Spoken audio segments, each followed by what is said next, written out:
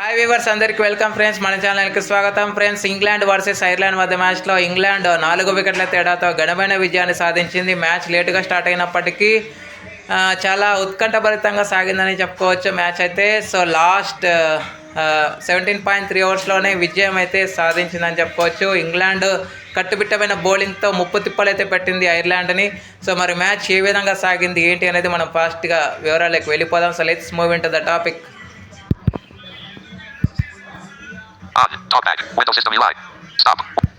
Hi hello నమస్తే my dear HYT creators YouTube channel.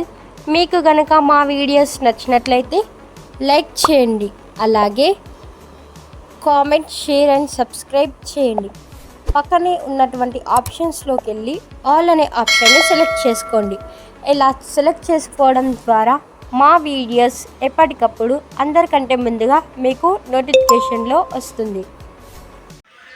So toss గెలిచి మొదట fielding అయితే ఎంచుకుంది ఇంగ్లాండ్. ఎంచుకున్న దానికి పవర్ ప్లేలోనే లాంచ్ ప్యాడ్లో చాలా వరకు ఐర్లాండ్ని బ్యాక్ ఫుట్లో అయితే పెట్టింది. వాళ్ళ ఓపెనర్స్ ఏమాత్రం ఆకట్టుకునే ప్రదర్శన అయితే కల్పించలేకపోయారని చెప్పొచ్చు. వన్డౌన్లో వచ్చినటువంటి వర్లప్ ప్రెండెన్గాస్ట్ ఒక 10 ఓవర్స్ వరకు నిలబడింది అంతే. అంతకుమించి ఎవరు కూడా ఆకట్టుకునే ప్రదర్శన అయితే చేయలేదు. రెబికా స్ట్రోకెల్ తను 14 రన్స్ అయితే స్కోర్ చేసింది. ఆ తర్వాత మాత్రం ఇద్దరు 26 రన్స్ అయితే స్కోర్ చేశారు. మిగతా వాళ్ళు ఎవరు కూడా ఆకట్టుకునే ప్రదర్శన అయితే కల్పించలేకపోయారు. అన్ని సింగిల్ డిజిట్స్కే పరిమితం అయ్యాయి. 25కే 3 వికెట్స్ పడిన తర్వాత కొంత పార్ట్నర్షిప్ అనేది జరిగింది. ఆ పార్ట్నర్షిప్ ఒక్కటి మినహాయిస్తే ఐర్లాండ్ నుంచి చెప్పుకునే ప్రదర్శన అయితే లేదని చెప్పుకోవచ్చు. సో 118 రన్స్ అయితే 20 ఓవర్స్లో ఫినిష్ చేయగలిగారు. కట్టుబిట్టమైన బౌలింగ్తో ముప్పు తిప్పలైతే పెట్టారు. ముఖ్యంగా లారెన్ బెల్ దగ్గర నుంచి మొదలుకొని సోఫీ ఎక్లెస్టన్ వరకు చాలా వరకు కట్టుబిట్టమైన బౌలింగ్ అయితే వేయటం జరిగింది. సో వర్షం పడినందువల్ల కొంచెం మ్యాచ్ అయితే ఆలస్యంగా స్టార్ట్ అయింది.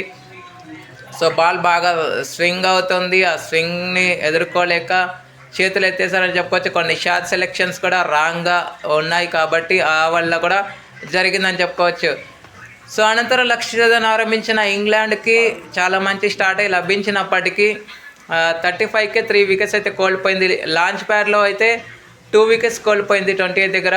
ఆ తర్వాత కన్సాలిడేషన్ పీరియడ్లో 1 వికెట్ అయితే కోల్పోయినప్పటికీ అలెక్స్ క్యాప్సీ రూపంలో ఫస్ట్ ఎమీ జోన్స్ 9 రన్స్ స్కోర్ చేసి అవుట్ అయిన తర్వాత 16 రన్స్ చేసి మరో బ్యాటర్ కూడా అవుట్ అవ్వడం జరిగింది. ఆ తర్వాత అలెక్స్ క్యాప్సీ బౌండరీ కొట్టి వెంటనే క్లీన్ బౌల్ అయితే అవ్వడం వల్ల 5 రన్స్కి తను అవుట్ అయింది. 35కి 3 వికెట్స్ కోల్పోయిన తరుణంలో నాథ్ సివర్బ్రంట్ అదేవిధంగా ఎడెన్ నైట్ ఇద్దరు కలిసి మంచి పార్ట్నర్షిప్ అయితే నిర్మించారు. ఇంగ్లాండ్కి చాలా మంచి మొమెంటం అనేది తెచ్చిపెట్టారు. సో ఆ మొమెంటం అనేది కాపాడుకునే ప్రదర్శనలోనే ఉన్నప్పటికీ ఎప్పుడైతే 26 రన్స్ వేసి ఎడెన్ నైట్ అవుట్ అయిన తర్వాత ఈ పార్ట్నర్షిప్కి ఎండ్ అయిన తర్వాత 48 రన్స్ వేసి నాథ్ సివర్బ్రంట్ రిటైర్డ్ హార్ట్గా వెనుదిరగాల్సి వచ్చింది. ఆ తర్వాత మళ్ళీ వికెట్ల పతనం అయితే మొదలైంది. ఒక రన్అట్ రూపంలో వికెట్ కోల్పోయిన తర్వాత ఫ్రేయా క్యాంప్ 4 రన్స్ వేసి తను కూడా అవుట్ అయింది. బట్ లాస్ట్లో ఇద్దరు మరో వికెట్స్ పడకుండా జాగ్రత్త పడుతూ మ్యాచ్ని అయితే ఫినిష్ చేశారని చెప్పుకోవచ్చు ఎక్లెస్టన్ అండ్ షాలిడిన్. సో 17.3 ఓవర్స్లో మ్యాచ్ని అయితే సొంతం చేసుకుంది. ఇక వికెట్స్ ఇరు జట్ల నుంచి కనుక చూస్తే ఫస్ట్ ఇంగ్లాండ్ వైపు చూద్దాం. ఇంగ్లాండ్ వచ్చేసి సోఫీ ఎక్లెస్టన్ 4 వికెట్లు తీసుకుంటే డానియల్ గిబ్సన్కి 2 వికెట్లు వచ్చాయి. లారెన్ బెల్, షాలిడిన్ అదేవిధంగా షాలిడిన్కి కూడా 2 వికెట్లు అయితే రావడం జరిగింది. లారెన్ బెల్, లిన్సీ స్మిత్ ఒక్కొక్క వికెట్ అయితే తీసుకున్నారు. That's it. ఇక player of the match award అయితే no doubt no surprise Sophie Ecclestone 5 spell వేయడం వల్ల తనకి player of the match award అయితే రావడం జరిగింది. Okay friends, thank you. ఇలాంటి అప్డేట్స్ కోసం ఛానల్ని సబ్స్క్రైబ్ చేయాలి, కమెంట్ చేయండి. మరొక అప్డేట్తో మీ ఉంటాను ఫ్రెండ్స్. అంతవరకు సెలవు, నమస్కారం.